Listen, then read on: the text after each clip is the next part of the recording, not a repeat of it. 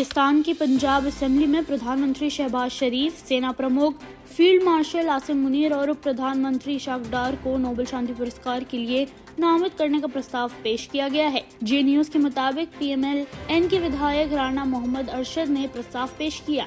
इसमें कहा गया है कि पाकिस्तान के नेताओं की मध्यस्थता से ही अमेरिका ईरान के बीच 2 हफ्ते का सीज़फायर हो पाया और इस क्षेत्र में शांति और स्थिरता का रास्ता तैयार हुआ। 8 अप्रैल को अमेरिका ने ईरान से सीज़फायर का ऐलान किया था। ट्रम्प ने बताया था कि उन्होंने ये फैसला प्रधानमंत्री शहबाज शरीफ और आर्मी चीफ आसिम मुनीर की अपील के बाद लिया था। ईरान ने भी इसकी पुष्टि की है। प्रस्ताव में कहा गया कि प्रधानमंत्री शहबाज शरीफ ने ट्रम्प से बातचीत कर 2 हफ्ते का समय मांगा ताकि कूटनीतिक प्रयासों को मौका मिल सके। अमेरिकी पक्ष ने इसे स्वीकार किया। उप प्रधानमंत्री इशाक डार ने अमेरिका और अन्य पक्षों से बातचीत लगातार जारी रखी और दोनों देशों को बातचीत की टेबल पर लाने में अहम भूमिका निभाई। प्रस्ताव में ये भी कहा गया कि मिडिल ईस्ट में बढ़ता तनाव वैश्विक शांति के लिए बड़ा खतरा बन सकता था और अंतर्राष्ट्रीय संकट में बदल सकता था। ऐसे में पाकिस्तान के नेतृत्व की कूटनीतिक पहल को अंतर्राष्ट्रीय स्तर पर सराहा जाना चाहिए और उन्हें नोबेल शांति पुरस्कार के लिए नॉमिनेट किया जाना चाहिए। शहबाज शरीफ की एक सोशल मीडिया पोस्ट को लेकर विवाद हो गया था। इस पोस्ट में उन्होंने अमेरिका से ईरान पर हमला न करने की समय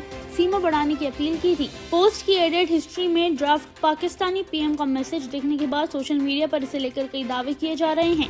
लोग सवाल उठा रहे हैं कि क्या ये मैसेज पहले से ही तैयार किया गया था। कुछ यूजर्स का कहना है कि ये मैसेज व्हाइट हाउस के निर्देश पर लिखा गया लगता है।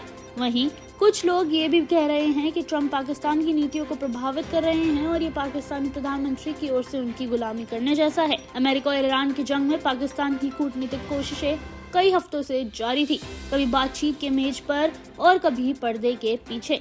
जंग शुरू होने के 3 हफ्ते बाद 22 मार्च को Pakistani army chief field marshal Asim Munir ने ट्रम्प और PM शहबाज शरीफ ने ईरानी राष्ट्रपति मसूद पजेश्कियान से बातचीत की। अगले ही दिन ट्रम्प ने ईरान के गैस प्लांट्स पर 5 दिन के लिए हमले रोक दिए। 29 मार्च को इस्लामाबाद में पाकिस्तान, सऊदी अरब, तुर्की और मिस्र के विदेश मंत्रियों की मीटिंग हुई।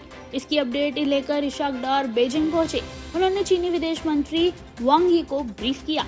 5 अप्रैल को खबरें आई कि अमेरिका, ईरान और एक मध्यस्थीय देश तीनों मिलकर 45 दिन के सीज़फायर प्लान पर चर्चा कर रहे हैं। इसी दिन ट्रम्प ने ईरान को लेकर गालियों भरा एक पोस्ट भी लिखा।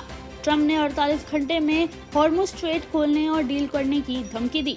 इसी बीच खबर आई कि पाकिस्तान ने अमेरिका और ईरान के सामने 2 चरणों का प्लान पेश किया। पहले चरण में सीज़फायर कर हॉर्मुज़ स्ट्रेट को खोलना, फिर बातचीत से समझौता करना। न्यूज एजेंसी रॉयटर्स के मुताबिक 6-7 अप्रैल की पूरी रात शरीफ और मुनीर ने अमेरिकी राष्ट्रपति JD वैंस, विदेश दूत स्टीव विटकॉफ और ईरानी विदेश मंत्री अब्बास अराक्ची से कई बार फोन पर बात की।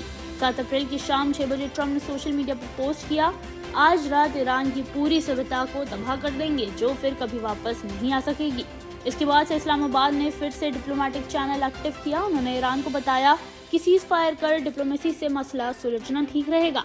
वहीं अमेरिका से कहा कि तेहरान बातचीत करने और हॉर्मुज़ स्ट्रेट खोलने के लिए तैयार है।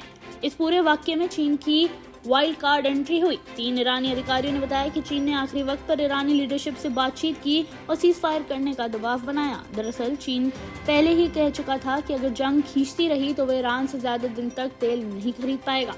ट्रम्प ने इनकी इंटरव्यू में कहा है कि बीजिंग ने तेहरान को सीज़फायर के लिए समझाया और बातचीत के मेज पर आने के लिए दबाव बनाया। अगर अमेरिका ईरान पर बड़ा हमला करता तो पाकिस्तान पर भी मार पड़ती। दरअसल पाकिस्तान ईरान पड़ोसी हैं। पाकिस्तान को ईरानी शरणार्थियों का बोझ झेलना पड़ता। कमजोर माली हालत वाला पाकिस्तान हमले से पैदा होने वाले आर्थिक संकट को नहीं झेल सकता था। जंग के कारण पाकिस्तान में डीजल के दाम 500 पाकिस्तानी रुपए के पार हो गए हैं। हालात ऐसे हैं कि स्कूल बंद करने पड़ रहे हैं। कर्मचारियों को वर्क फ्रॉम होम के लिए कहा गया है। अगर जंग बढ़ती तो पाकिस्तान की हालात बदतर हो जाती। इसके अलावा अगर ईरान पर हमला होता तो ईरान भी जवाबी कार्रवाई करता, जिसके निशाने पर सऊदी अरब, UAE, कतर जैसे देश भी होते।